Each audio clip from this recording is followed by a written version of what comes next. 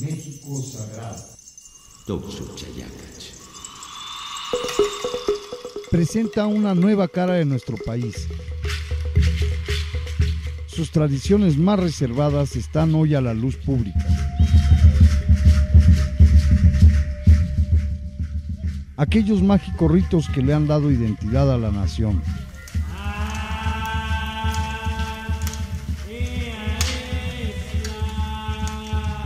Soy Carlos Miguel Velasco. Acompáñenos a conocer nuestra gran cultura en el México Sagrado.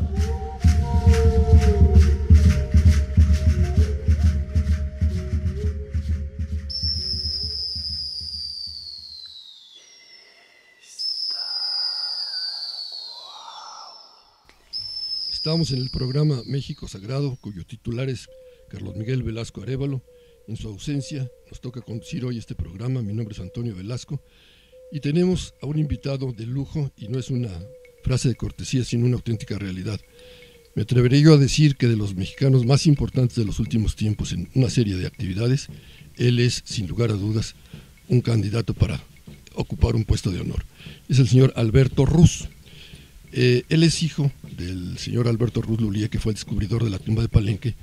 Y si estamos hablando de México Sagrado, creo que la primera pregunta que me surge inmediatamente a la mente es ¿qué estaba haciendo él cuando todavía era niño, cuando se realizó todo ese largo proceso de excavaciones en Palenque para llegar a ese descubrimiento que fue importantísimo y que fue realmente todo un hito en la arqueología de México, que fue el descubrimiento de la tumba de Pacal en Palenque? Es decir, Alberto, muy buenas tardes. Buenas tardes, Toño. ¿Qué nos puedes platicar de cuál fue tu participación en ese proceso de excavación y descubrimiento de esa tumba?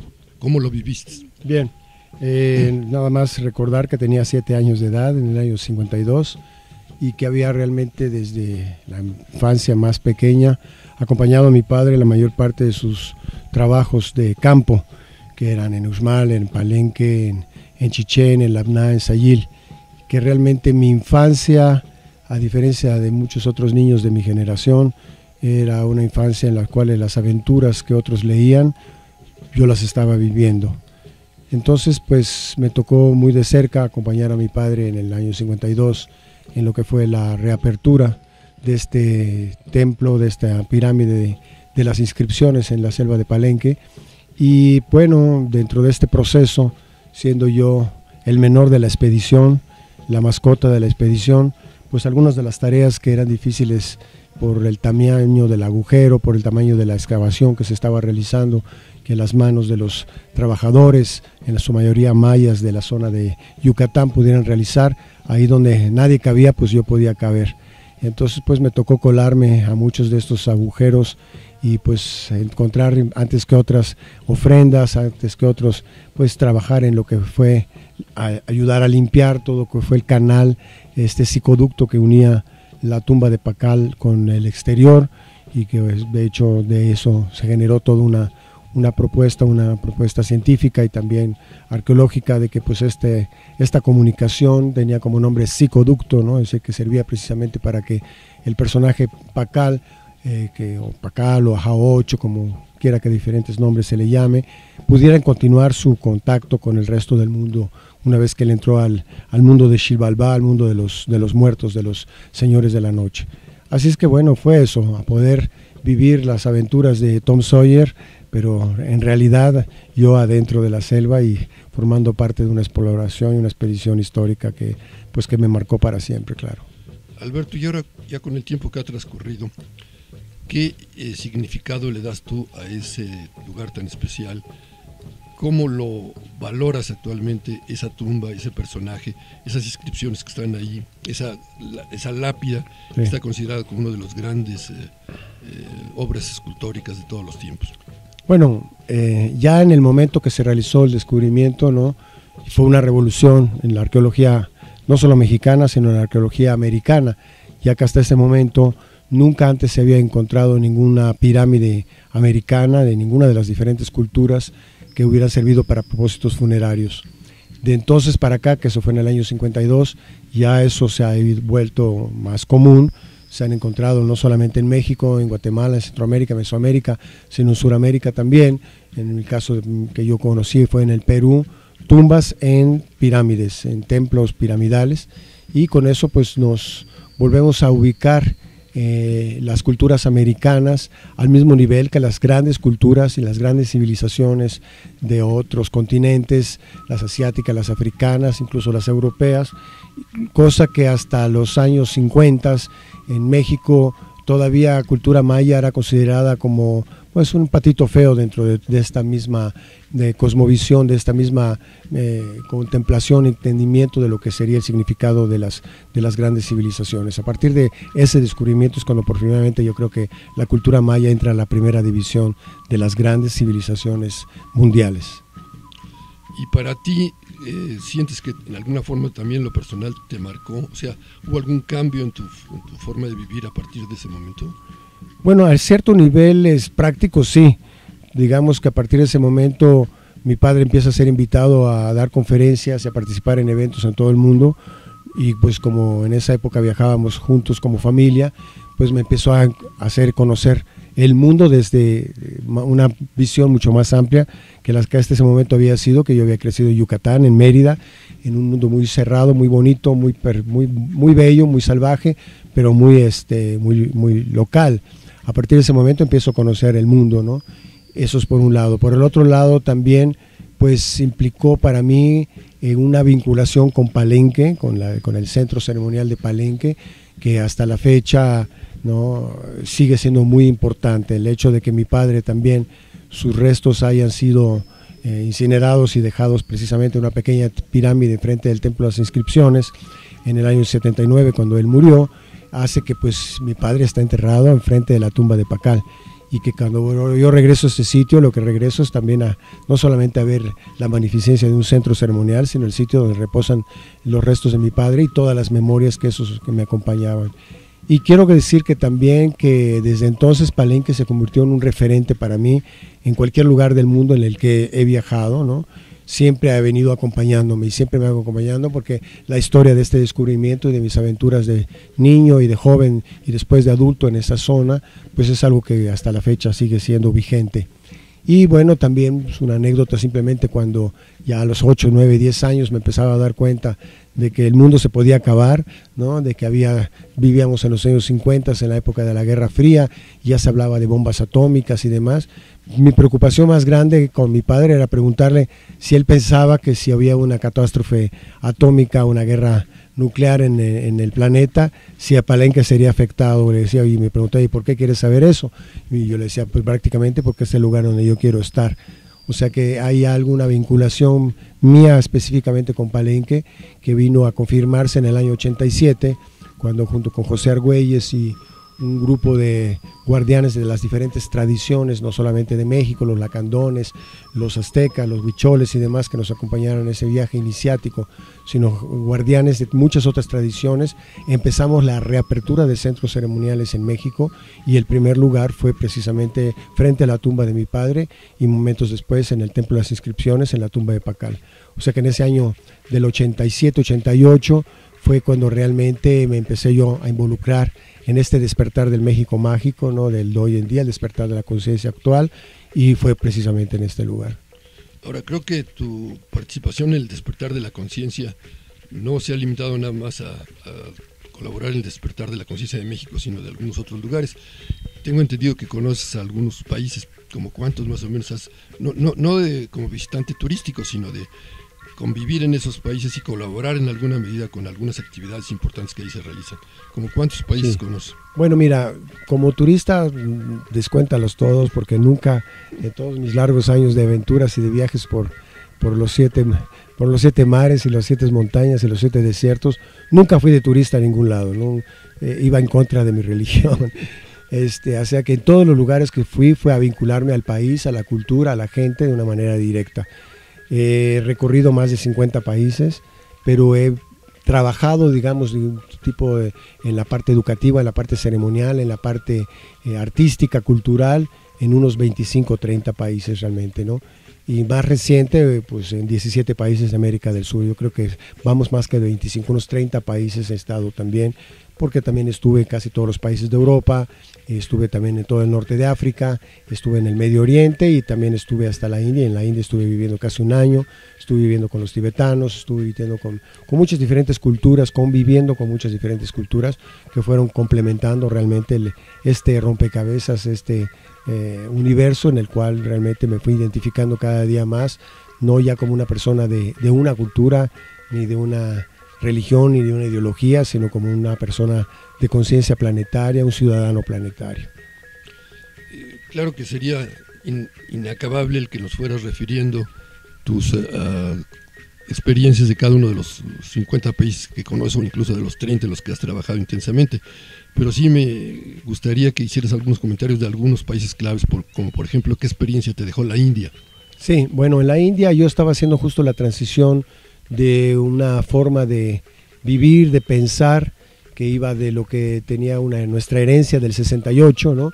Yo formé parte de la generación del 68, que estudiaba en esa época en la Facultad de Economía en la Universidad Nacional de México, y pues venía yo formándome con todo lo que es la ideología revolucionaria de los años 60, inspirado por las figuras emblemáticas latinoamericanas, caribeñas, Che Guevara, Malcolm X, Frantz Fanon, todos estos personajes que tuvieron gran influencia en nuestra vida en los años 60.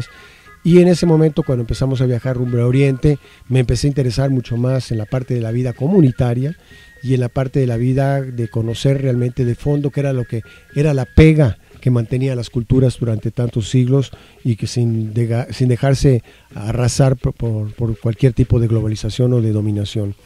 Y cuando llegamos a la India fue precisamente que hasta ese momento yo había tenido una formación laica, antirreligiosa, vamos a decirlo incluso, ¿no?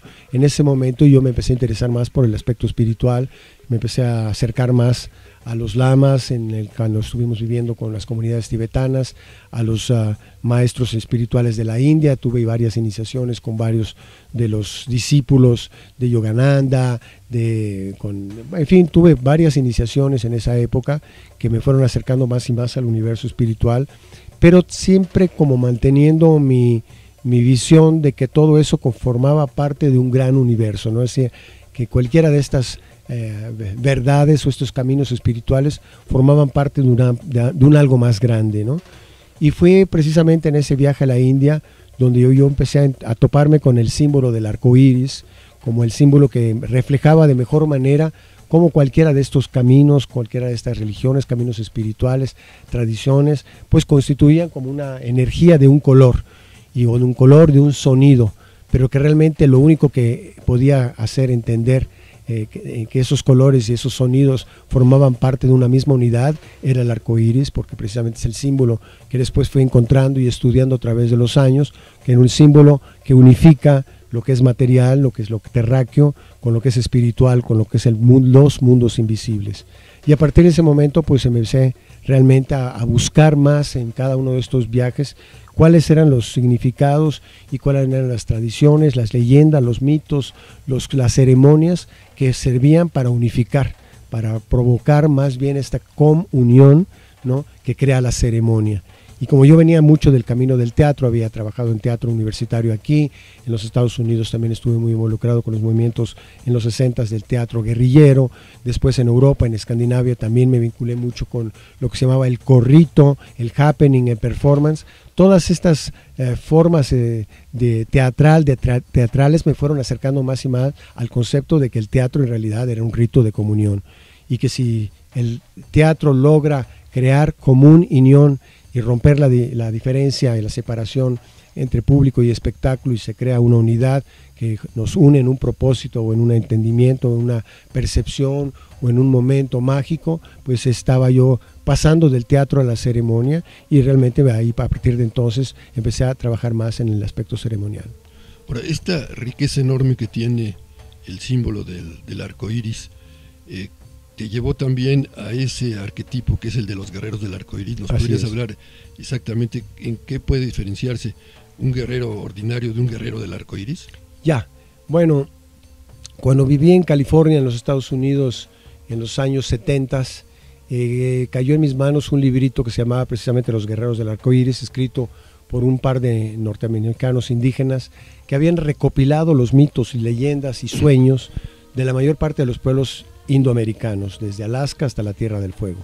Y en ellos había una figura recurrente que era el arco iris y una leyenda norteamericana, indo-norteamericana, que hablaba de este tiempo, habla del tiempo actual, el tiempo en el cual básicamente los grandes valores, los elementos naturales empezaban a colapsarse, que la sociedad como un todo entraba en un colapso, en una crisis. Y que en este momento que pareciese que todo se estaba perdiendo, ¿no? Que el aire no pudiera respirarse, que el agua no pudiera beberse más que en botellas de plástico, que la comida cada vez estuviera más contaminada por agroquímicos y que el mismo espíritu incluso de los indígenas se estuviera perdiendo. ¿Por qué? Por las influencias del alcohol, por la influencia del colonialismo, de la religión. En ese momento surgiría una nueva tribu, ¿no? Y que esa nueva tribu sería constituida por gente, por personas que se identificarían más que por el color de la piel, la ideología o las creencias, la religión, se identificarían más con el concepto del cuidado, la defensa de la tierra, de la madre tierra, y que esos serían llamados los guerreros del arco iris. Eso me llevó a estudiar un poco en diferentes culturas en qué consistía el guerrero espiritual, qué era la tradición del guerrero espiritual. En el Japón los samuráis, entre los aztecas los guerreros, los caballeros águilas, los guerreros jaguares.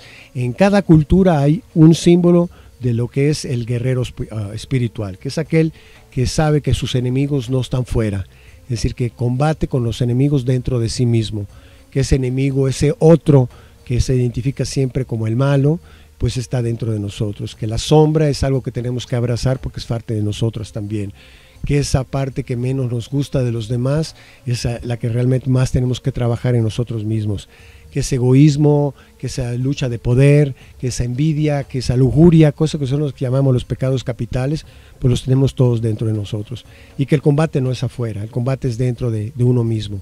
Y que mientras uno está señalando al enemigo fuera, es porque está uno evadiendo encontrarse con su propia sombra, con su espejo, con mirarse en el espejo humeante de Huitzilopochtli, de Tezcatlipoca. Entonces, básicamente, a partir de ese momento entendí que había una diferencia entre el guerrero espiritual y el soldado. El soldado obedece órdenes, el guerrero espiritual sabe que no tiene a nadie que obedecer, sabe que no tiene que regirse más que por su propia autodisciplina, y que esa autodisciplina la lleva a encontrarse precisamente qué es lo que tiene que hacer para vencer esos enemigos dentro de sí mismo.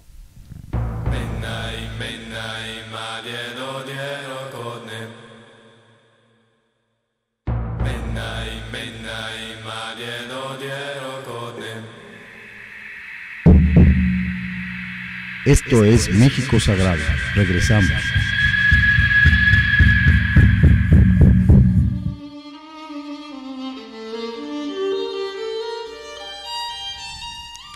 En un momento de crisis como el que estamos pasando, donde el mundo entra en conflictos, donde el país se nos cae a pedazos, es el instante de hacer una reflexión profunda. No tenemos el derecho de quitarle la vida a nada, de destruir nada de lo cual no tengamos el poder para crearlo. Reflexiona con nosotros todos los jueves de 19 a 20 horas, Conciencia 1 por Deliberadamente Radio. ¿Qué es economía? ¿Qué es economía? ¿Qué es economía? ¿Qué es economía? ¿Qué es economía? ¿Qué es economía? ¿Qué es economía? ¿Economía física? A. Dinero. B. Recursos. C. Mano de obra. Nada de eso. Mejor escucha Economía Física todos los martes de 7 a 8 por Deliberadamente Radio. Clásicos, novelas, ciencia ficción, metafísica, historia del arte, antropología, lingüística. Libremente con Olaf. Te invito a que estés conmigo todos los miércoles de 7 a 8 de la noche y caminemos juntos por los senderos de la lectura, a la luz de los autores que han marcado la pauta de la literatura mundial a través de los siglos. Por Deliberadamente Radio.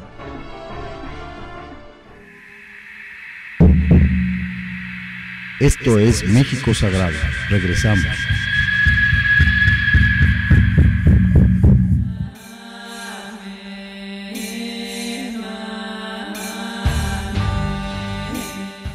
de acuerdo con este enfoque de lo que son los guerreros del arco iris, o sea, guerreros espirituales, ¿cómo ves en este momento la necesidad de la reaparición, de procurar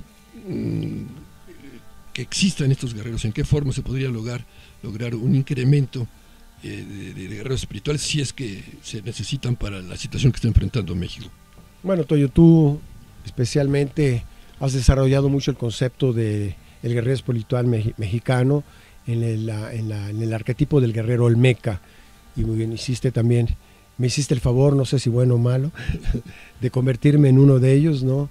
Al haber en tu libro Dos guerreros olmecas hecho un poco lo que ha sido mi carrera, mi camino de vida en los últimos 40, 50 años, y ahí describes precisamente al guerrero olmeca como una persona que logra dentro de sí mismo conciliar las diferentes visiones, las diferentes tradiciones, que logra convertirse en un ser integral, una persona que no solamente se rige por la mente, ni solo por lo espíritu, ni solo por las emociones, ni solamente por las pasiones físicas o por los impulsos físicos, es una persona que ha logrado trabajarse esos 4 universos, esos 4 mentes, esas 4 partes del ser, para poderse convertir en un ser integral. Quien logra esto, y desafortunadamente no son muchos los que en cada generación lo logran, a su vez logran volverse en maestros o en guías para otros. No es una jerarquía militar, no es una jerarquía implementada de una manera vertical como en el ejército, sino que es, pues, como en el caso tuyo y de otros guerreros olmecas, una influencia, un campo de influencia que sirve como ejemplo, como modelo para otras personas. Entonces yo creo que en la medida que los guerreros olmecas o el guerrero del arco iris o los guerreros espirituales o los guerreros de la luz, los guerreros de la serpiente emplumada, los guerreros de Quetzalcóatl, todos estos diferentes nombres que, pues, sirven para identificar un poco a la persona que logra unificar el Quetzal y el Cóatl, ¿no? La visión de la ave y el compromiso de la tierra como la serpiente. Todas estas personas pues tienen una función, una misión muy importante en este tiempo, en este momento, sobre todo que estamos viviendo en México, en donde hay vivimos ya lo que ya tú mismo has descrito como una guerra, ¿no? Una guerra que casi ya se acerca a la guerra civil, y donde pues realmente los únicos que están organizados son los que trabajan para las fuerzas más involutivas, ¿no? Pues es preciso balancear, equilibrar eso con la formación de otro tipo de guerreros, ¿no? Sin duda que un sicario es un guerrero, es un soldado a sueldo, ¿no? de las fuerzas más involutivas de la sociedad. Es un soldado que obedece ciegamente, y que si le mandan a cortar la cabeza de alguien, va a cortar la cabeza de alguien, ¿no? Y que no tiene ninguna complejo moral o ético, y que simplemente si por eso le dan 50 pesos va y lo hace. Entonces, si alguien que da esas órdenes, pues aunque no se manche las manos, está en el mismo nivel. Y si ese te arregla con el político, con el policía o con el magisterio público para que no le pase nada, pues también están en la misma condición. Y todo eso constituye un ejército, ¿no? Desde las más altas esferas políticas del país hasta el último de los sicarios, todo eso constituye un ejército. Entonces ese ejército está realmente en este momento pues poniendo en jaque a esta nación. Y básicamente, como hablábamos hace un poco tú y yo, no vemos una reacción de la sociedad frente a esto. Para mí, pues como estuvimos presentes en la Marcha Nacional de la Paz y Dignidad, convocada por Javier Sicilia hace unos días, pues pudimos ver que somos muchos los que salimos de blanco, y los que salimos en silencio, los que salimos con banderas de paz, que salimos con esa presencia para decir no podemos seguir de esta manera, ¿no? Y eso constituye también un ejército. Es un ejército que en este momento yo veo muy desorganizado, todavía sin una claridad de cuál es su objetivo, está reaccionando todavía contra algo, pero no ha logrado todavía organizarse. Entonces yo creo que estas escuelas que existieron en el pasado para la formación de guerreros espirituales que sí saben organizarse, como acabamos de ver el día 7 de mayo en Chiapas, que 12,000 guerreros espirituales, zapatistas, hombres y mujeres, salieron a responder a esta marcha de dignidad, y salieron en perfecto orden, en perfecto silencio, y que pudieron salir con esta presencia porque ya llevan 20 años de estarse formando, realmente yo creo no como guerrilleros, sino como guerreros espirituales, nos dan el ejemplo de que eso es posible. Entonces, claro que como somos un ejército de muchos colores, y eso fue muy evidente en esta marcha del 8 de mayo, pues ahí teníamos muchos sectores de la sociedad y muchos grupos que cada uno en sí mismo constituye como podría ser un color de ese arco iris. Falta algo que permita que ese arco iris, que cuando los colores están mezclados lo que se vuelve es una confusión. Si no se encuentra cada uno su orden, su lugar, ¿no? Entonces eso es lo que se lleva, y lo que se llevó en la marcha fue un poco eso, un poco de rumba, un poco de gritos, un poco de goyas y de consignas, y algunas gentes también llevando el silencio, ¿no? Pero no se logró esa unificación en el silencio que hubiera un ejército espiritual hubiera podido mantener, no los 4 días, pero a lo mejor todo el día 8 de mayo, desde la universidad hasta el centro de la ciudad. Eso es lo que nos falta, de alguna manera nos falta esa autodisciplina y esa autoorganización que no viene de afuera, que nos permita en un momento dado podernos marchar en silencio y poder enfocar toda nuestra energía, toda nuestra intención, nuestro intento con un objetivo. Y si el objetivo es eso, es deshacernos de un político o de un jefe de seguridad o de un gobierno, ¿no?, que está obstruyendo y que está impidiendo y que está propiciando y que está coaligado con estas fuerzas involutivas de la sociedad, pues decirles, ¿sabes qué, señores? No los vamos a matar, pero mejor retírense, ¿no? Como sucedió ahora en Egipto, como ha sucedido en varios de los países árabes, váyanse antes de que los saquemos a las malas. Entonces yo creo que eso es lo que nos está faltando, y yo creo que cualquier intento que vaya en esa dirección es importante. Retomando un poco la historia de tu vida, Alberto, yo sé que tú no conociste personalmente a Regina porque no estabas en México cuando los acontecimientos del 68, pero sí sé que en cambio participaste en forma muy importante en la elaboración de un testimonio que se llamó Regina 33 años después. Es decir, que en alguna forma creo que sí ha influido en tu vida este personaje. Entonces no sé si nos pudieras platicar un poco qué estabas haciendo en el 68 y por qué, sin haberla conocido, este personaje ha influido en tu vida y en qué forma. Bueno, para mí fue el 68 también un parteaguas en mi vida, porque fue el año que yo decidí voluntariamente salir de México antes de empezar el movimiento 68, que empezó en julio. En el mes de mayo yo salí de México rumbo a los Estados Unidos, a California, porque en ese momento me atraía mucho la propuesta que estaba surgiendo en la costa oeste de los Estados Unidos, de los movimientos comunitarios, ¿no?, los movimientos pacifistas, los movimientos ecualdeanos que estaban surgiendo en ese momento, y para unificarme los movimientos de los negros, de los chicanos, de los indígenas, de los estudiantes y de los hippies, que en ese momento estaban precisamente tratando de crear una primera gran coalición arcoírica que después pues ha continuado hasta nuestros tiempos en diferentes formas.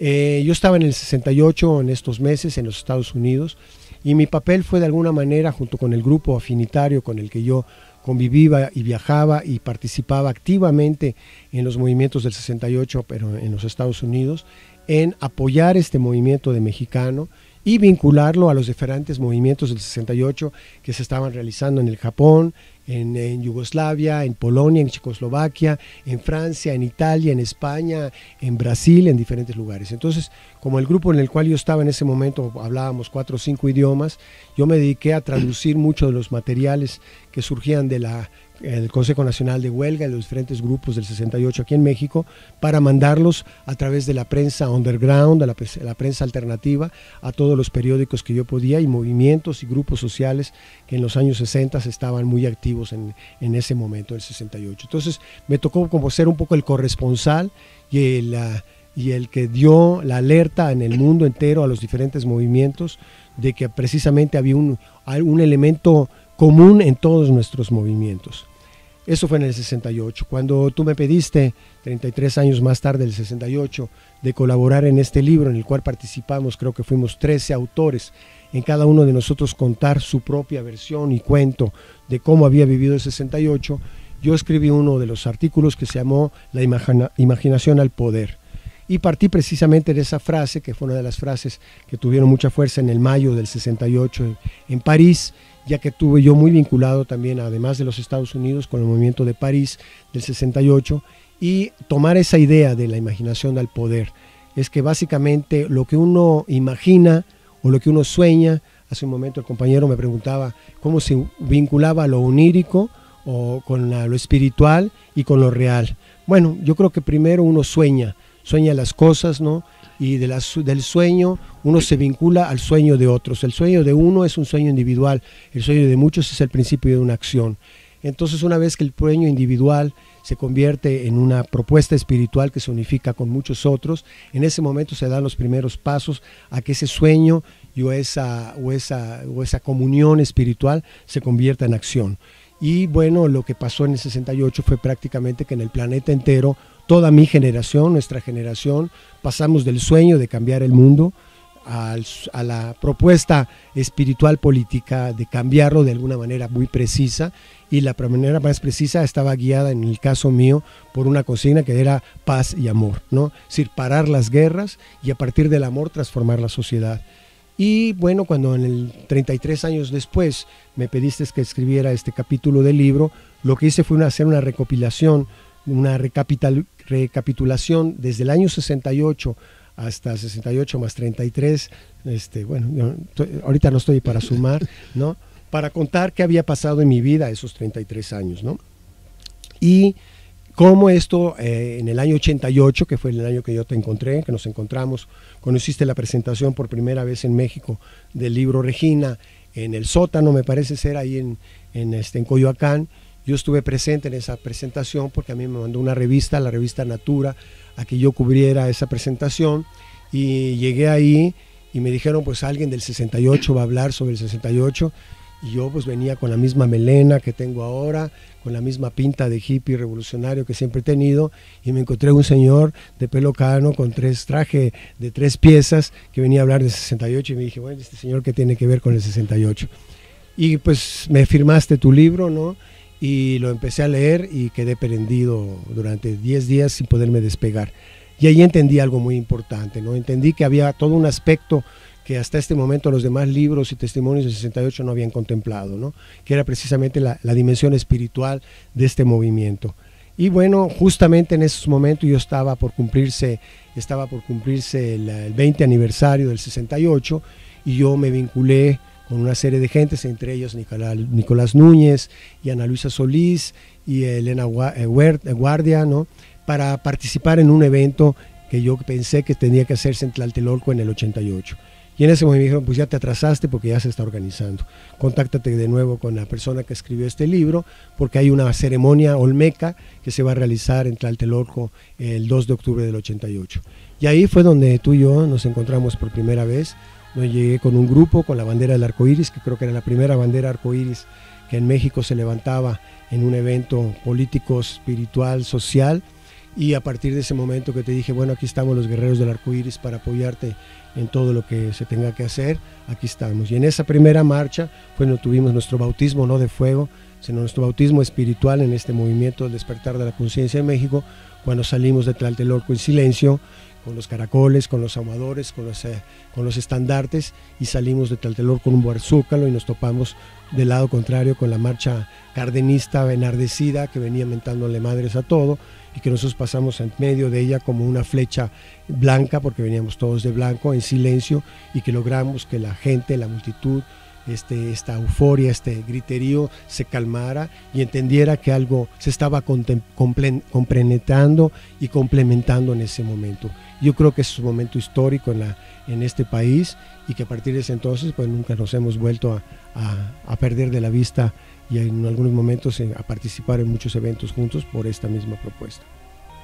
Ahora me gustaría también, Alberto, que nos platicaras un poco de tus experiencias en los últimos años, en donde encauzaste una caravana por la paz que salió de México y llegó hasta la Patagonia, y que tuvieron toda una serie de encuentros importantísimos, pues para empezar en toda la zona zapatista.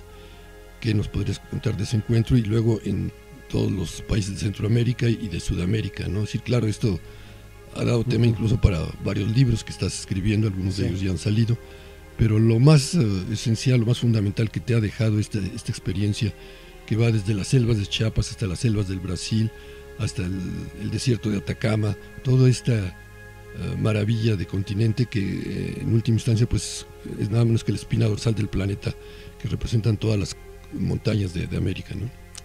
Bueno, Para llegar a la decisión de partir en caravana y dejar el paraíso nuestro en las montañas de Tepoztlán, ya que en el 82 fundamos una aldea ecológica, espiritual. No estaría mal que nos hablaras un poco también de esta aldea. Después de los viajes largos de los otros continentes, no europeo, asiático, africano, norafricano, nos establecimos en México finalmente en el año 82, y en el año 82 iniciamos la construcción de una aldea ecológica, espiritual, artística, educativa en las montañas de Tepoztlán.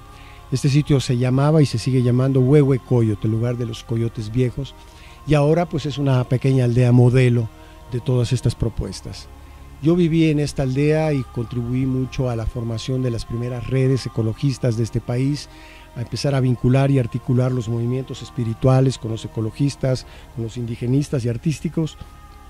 Pero 14 años después de estar en México en este proceso, yo sentí el llamado de hacer un recorrido para América del Sur. Y de nuevo ahí tú tuviste un papel importante, ¿no? O sea, tú y otras 2 o 3 personas influyeron mucho en esta decisión mía de iniciar una nueva caravana, esta vez a Sudamérica.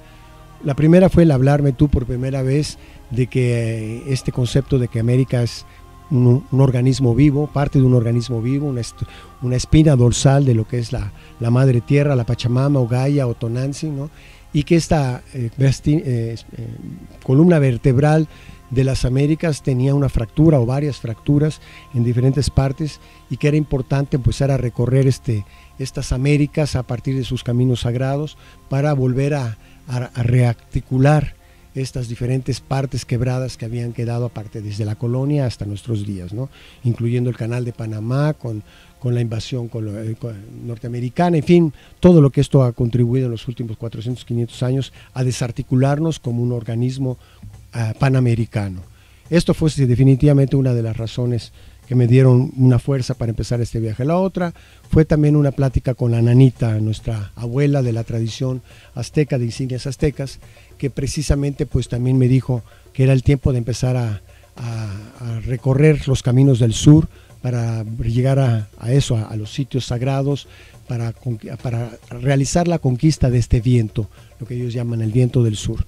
Eso tuvo mucha importancia también. Luego también estuve presente en un consejo de ancianos y sacerdotes indígenas de todas las Américas, en Guatemala y en El Salvador, donde los diferentes abuelos y abuelas de la tradición de todas las Américas que estaban presentes en este encuentro me dijeron que sí, que era el tiempo de que nosotros, los chacarunas, la gente puente, los chasquis, los mensajeros, empezásemos a emprender un viaje para ayudar a despertar los chakras, los nadires, los lugares sagrados, y con ese caminar sagrado empezar a despertar a la gente y a estos lugares.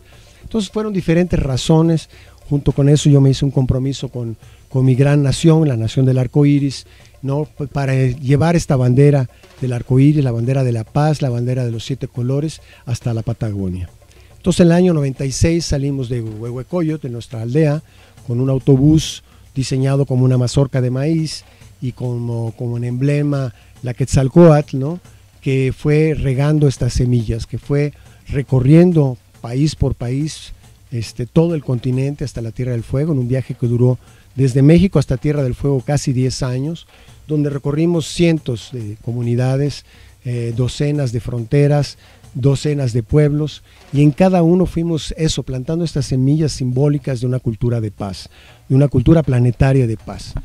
Y este recorrido acabó después de Tierra del Fuego, continuando de nuevo por Argentina, Uruguay, Brasil, recorriendo por 4 años el Brasil, hasta llegar hasta el nacimiento del Amazonas, donde prácticamente acababa las carreteras y el continente, y pues concluimos en Belém de Pará, en el Foro Social Mundial, con el montaje de una aldea ceremonial de paz, un peregrinaje que acabó siendo de 13 años. Yo creo que ese viaje fue, por un lado, una posibilidad nuestra de dejar muchas semillas que ahora vemos convertidas en germinados, vemos convertirlas en plantículas, en huertos, en jardines de todo tipo, ¿no? Sociales, culturales, espirituales, que ahora pues mucha de esta gente que viajó con la caravana, que fueron varios centenares de jóvenes de todo el mundo, ahora están creando y realizando sus propios proyectos, muchos de ellos inspirados por la caravana Arcoíris por la Paz. Este viaje, como digo, duró 13 años, y en este recorrido pues visitamos a las más importantes comunidades indígenas, centros ceremoniales de todo el continente. Estuvimos en 17 países y visitamos a más de unas 25 o 30 comunidades, convivimos con unas 25 o 30 comunidades, empezando en Chiapas con el movimiento zapatista, con la convención de la intergaláctica del año 96, y terminamos con un encuentro en la Patagonia, en la Tierra del Fuego, donde con la gente, los últimos descendientes de los patagones y con algunas gentes de las carreras de paz y dignidad, hicimos una ceremonia en los glaciares para concluir esta parte ceremonial del viaje, y después en Belén, como dije, después de 4 años de Brasil, de estar reactivando una serie de gentes, de grupos, de movimientos, de redes en todo este continente, decidimos acabar el viaje de 13 años para regresar a México. Regresé a México en el mes de agosto, septiembre del 2009, y a los pocos meses recibí el llamado de la maestra Laura Esquivel, y tú que acababas de integrarte también a su equipo en la Dirección General de Cultura, para poder traer y aterrizar algunas de estas experiencias aquí en México, en la delegación del Coyoacán, ya que ella acababa de ser nombrada directora general de la Dirección de Cultura, y con luz verde para poder realizar un proyecto que sirviese para que Coyoacán se pudiese convertir en lo que, o seguir siendo lo que siempre ha sido, un polo cultural importante para la ciudad, pero sumar a eso también un polo cultural ecológico y un polo cultural ceremonial. Y bueno, llevamos 1 año y medio en esta tarea, trabajando juntos como un magnífico equipo, y pues de eso podemos seguir platicando un poco más tarde.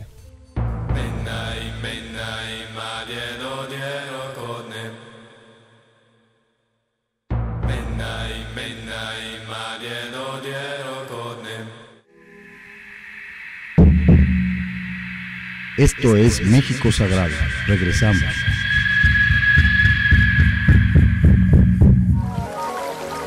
El despertar.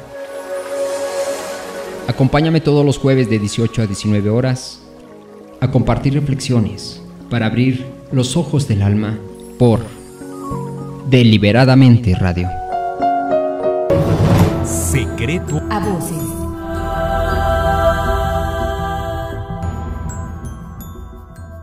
El secreto a voces es un fenómeno que se da en todas las sociedades, y son esas las que tienen, la mayoría de las veces, la verdad, o por lo menos, están más cerca de ella. Programa radiofónico semanal de análisis social y político. El objetivo primordial es revelar los secretos a voces.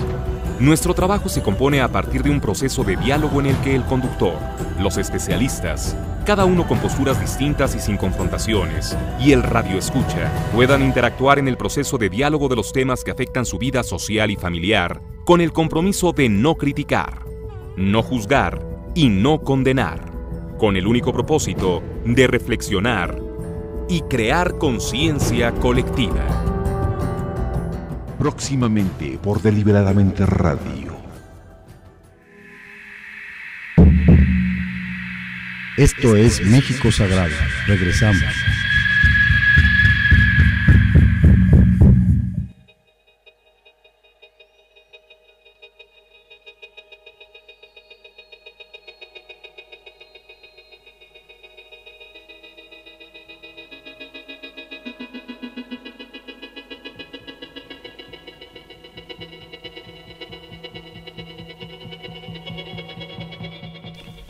Alberto, yo entiendo que sería difícil abundar, porque llevaría mucho tiempo en tus experiencias en estos últimos 13 años de tu recorrido, pero sí habría algunas preguntas claves, por ejemplo, 2 concretamente. Una, ¿cuál fue la experiencia, o más bien dicho, la conclusión, el balance que tú sacaste de tu estancia con los zapatistas? Y 2, ¿cuál fue en ese subcontinente que es Brasil la experiencia que sacaste y la conclusión que sacaste de tu trabajo en las favelas con los niños y con los jóvenes de la calle? Bueno, yo creo que el ejemplo del movimiento indígena zapatista maya en las selvas del sur de México, el sureste mexicano, se volvieron también como en una leyenda, en una propuesta mítica que ha recorrido todo el continente. O sea, esa presencia que tuvieron silenciosa los zapatistas mayos, primero ocupando las ciudades y después manteniendo hasta la fecha una guerra florida, sin secuestros, sin bombas, sin vínculos con el narcotráfico, manteniéndose alejada a costa de muchas cosas de los partidos políticos. En fin, que todo este movimiento de las comunidades zapatistas por buscar su autonomía, por devolverle a la mujer su lugar espiritual, por evitar que entre el alcohol y las drogas y las armas utilizadas para propósitos precisamente nocivos, sino simplemente como instrumento de defensa, todo este ejemplo recorrió como un fuego de pradera todas las Américas. Y yo creo que este ejemplo pues tuvo mucha influencia en el hecho que en un momento dado que un Rafael Correa pudiera respaldarse en un movimiento indígena en el Ecuador para llegar al poder. Creo que tuvo mucha importancia para que un Evo Morales llegase al poder con el apoyo de los movimientos indígenas de Bolivia. Creo que tuvo mucho que ver de alguna manera incluso con el movimiento popular, sociales que llevaron a Chávez al poder, que llevaron a la Bachelet, ¿no?, al poder en Chile, que permitieron que Lula llegase al gobierno. Es decir, que todo este movimiento social que se originó principalmente en México y que después se amplificó con los movimientos de los foros sociales mundiales, esto ha provocado un cambio en la política social, cultural, espiritual de todo el continente. Si por muchos años prevalecieron gobiernos militares represivos, que mataron, que asesinaron impunemente, que desaparecieron a millares de personas, que secuestraron y que violaron todos los derechos constitucionales de los pueblos, a eso vino una reacción de gobiernos neoliberales que trataron de buscarle la salida a esta herencia terrible que habían dejado los gobiernos militares, buscando la alianza con el capital y de las alianzas con el imperio, con los imperios, es decir, buscar por el lado mercantil de salir de esta situación. Ninguna de las dos opciones resultó. Ahora lo que tenemos es una serie de gobiernos populistas, las primeras constituciones de los derechos de la tierra, tanto la boliviana como la ecuatoriana. Tenemos movimientos sociales que se han fortalecido, movimientos indígenas que se han fortalecido por toda América del Sur, movimientos afrodescendentes que se han fortalecido por toda América del Sur, y pues incluso en muchos de estos países pues han sido las favelas las que han recibido precisamente mayor interés de parte de estos gobiernos, porque son los sectores más marginados, más despreciados por la sociedad, donde se ha podido encontrar el apoyo, porque ofreciéndoles cualquier cosa a ellos, pues ya tienen un ejército, como es el caso muy evidente de Chávez en Venezuela. Entonces yo creo que todo esto a la caravana le tocó observarlo y contribuir a ello, o sea, ser testigos de este proceso, que si no hubiera sido por este proceso, nosotros, la caravana, no hubiera pasado la frontera de México, es decir, nos hubieran acabado en Guatemala o en Honduras o en El Salvador, jamás hubiéramos llegado, ya no digamos a Colombia o a Venezuela, mucho menos hasta el Brasil. Yo creo que este proceso continental fue acompañado históricamente por la caravana. Vimos prácticamente cómo fue elegido Chávez, cómo fue elegido Correa, Evo, Lula, y participamos en actividades culturales, sociales, en todos estos países en los momentos que estaban en su mayor apogeo. Inclusive pues en el último evento que estuvo la caravana, Arcoíris en Belém, en el Foro Social Mundial, estaban presentes precisamente 6 de los presidentes de América, ¿no?, que son los que representan toda esta corriente básicamente de transformación. La caravana trabajó mucho eso, con comunidades indígenas, con sociedades, con las comunidades más marginales. Estuvimos mucho en las favelas de todo el continente, en las mayores capitales, y cuando llegamos a Brasil nos encontramos que el ministro de Cultura que acababa de nombrar el presidente Lula era por primera vez un negro, rasta, espiritual, ecologista, que había participado en el 68, que era Gilberto Gil, músico excepcional, y él reconoció inmediatamente nuestro proyecto como parte de su programa político-cultural y nos incorporó a este equipo. Un poco lo que está pasando ahorita con Laura aquí en la delegación Coyoacán, pasó realmente a nivel de la caravana en el Brasil, cuando fuimos incorporados a un proyecto que se llama Cultura Viva. Y la propuesta de este movimiento cultural en Brasil es fortalecer a los grupos indígenas, a los grupos estudiantiles, a los grupos afro, a los grupos ecologistas, a los grupos de chicos de la calle, decirles: ustedes forman parte de la cultura. Hasta ese momento todos estos movimientos habían sido marginados, el dinero se iba a las 5 compañías de teatro, de música, ballet folclórico y a los cineastas y a los literatos más conocidos de siempre, y todos estos diferentes cientos, miles de grupos populares, de la cultura popular, eran completamente desconocidos. Gilberto Gil, con el apoyo de Lula, creó este programa de Cultura Viva y nos dio un papel muy importante como embajadores de este movimiento. Entonces nos dio la posibilidad como caravana de desplazarnos prácticamente por todo el territorio brasileño, contando con el apoyo federal del gobierno, incluso económico, pero sobre todo contando con una red de puntos de resistencia cultural y espiritual de todo el Brasil, que fueron el tejido que estuvimos nosotros, que nos apoyó y que estuvimos fortaleciendo con este viaje por los 4 años que recorrimos el Brasil.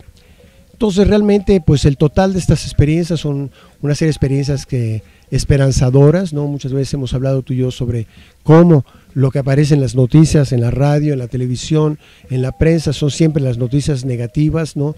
La sangre, el sexo, la violencia, ¿no? Y cómo realmente las buenas noticias casi nunca aparecen. Sin embargo, no hubo rincón del planeta, del continente, donde no encontramos grupos, estaciones de radio mucho más pequeñas que estas, en pequeños cuartitos de madera, que les entraba el agua por todos lados, en estaciones de televisión que proyectaban en los muros, en las zonas populares, en las favelas. No hubo lugar de toda América donde no encontramos grupos, personas, organizaciones, medios de comunicación alternativos que hablan de la otra lado, que siguen manteniendo la propuesta de una esperanza, del optimismo y de la posibilidad de un cambio. Y si bien las condiciones planetarias y las condiciones en México parecieran que no hay espacio para una solución, pues la solución seguimos siendo los que estamos haciendo cositas pequeñas, buenas, aquí y allá por todos los diferentes rincones de la geografía política, cultural y geográfica de un país. Así es que básicamente estamos en este momento contribuyendo a lo mismo aquí en Coyoacán y participando en cualquier evento político, social, cultural, ceremonial al que nos invitan. La caravana no ha desaparecido esta itinerancia y este nomadismo, porque en este momento nos toca estar un poco aquí parados. Tenemos aquí el 2012 enfrente de muchos cambios políticos, espirituales, cósmicos, naturales, hay proféticos. Tenemos aquí elecciones en un par de años, ¿no? Entonces yo creo que es un buen momento para estar en México, para vivir esta transición y para ayudar a que esta transición sea para el buen camino y no para seguirnos hundiendo más y más en lo que pareciera que está prevaleciendo, ¿no? Yo creo que hay suficientes señales de esperanza y aquí estamos precisamente formando parte de una de ellas, y pues que este México mágico siga prevaleciendo, que sigamos pudiendo tener una voz para poder contar, manifestar, multiplicar estas historias para que no se queden simplemente entre los que las realizamos. Creo que el trabajo de testimoniaje es muy importante. Si hubiera más estaciones de radio, prensa, televisión que estuvieran multiplicando las buenas acciones que se están realizando en este país, la gente tendría un poquito más de esperanza y estaría un poquito más afuera de esta actitud un poco pesimista, fatalista en la cual gran parte de la población está. Pues una última pregunta, Alberto, aunque no eres profeta, pero tú, ¿cómo avisoras los años de vida que le queden a ese guerrero del arco iris que se llama Alberto Ruz? Bueno, eso sí que no es profecía. A veces tengo que decir que me doy cuenta que le he exigido mucho a este cuerpo, ¿no? Que en esta vida he vivido no 7 vidas como los gatos, sino un poco más de 7 vidas. Y que le he exigido más que lo que realmente este cuerpo, que no es un cuerpo muy atlético, ¿no? Puede soportar. Sin embargo, me siento bien de haber sembrado muchos árboles, de haber sembrado muchas ideas y de tener ya hijos y nietos que están recogiendo esta bandera. Cuento ya con toda una generación de mis hijos mayores que han sido formados en esta formación de guerreros espirituales, ¿no? Y de nietos incluso que ya están también siguiendo este camino, no solamente los de sangre, sino también los que a través de ellos han tenido cercanía a la caravana, a Huehuecoyotl, a los consejos de visiones, a las caminadas, a las marchas de paz, a las ceremonias, a los temazcales, a las búsquedas de visión, a las ceremonias de pipa, a todos estos, a la reapertura de centros ceremoniales, a todos estos cientos de eventos en los cuales hemos participado, estos cientos de guerritas floridas, batallas floridas en las que tú y yo hemos participado. En todas ellas hemos sembrado algo bueno. Y yo creo que no importa que este cuerpo en un momento dado cumpla su función y deje su carcasa y para que regrese a la tierra y para que amorosamente ella nos transforme en composta y permita que otras formas de vida sigan existiendo. Ahí están las semillas bien sembradas y yo creo que pues eso es lo que realmente cuenta. Pues ya para concluir nada más te puedo decir con toda sinceridad que para mí siempre ha sido un privilegio el ser tu amigo. Muchas gracias por esta participación. Gracias, Toño, y es exactamente lo mismo.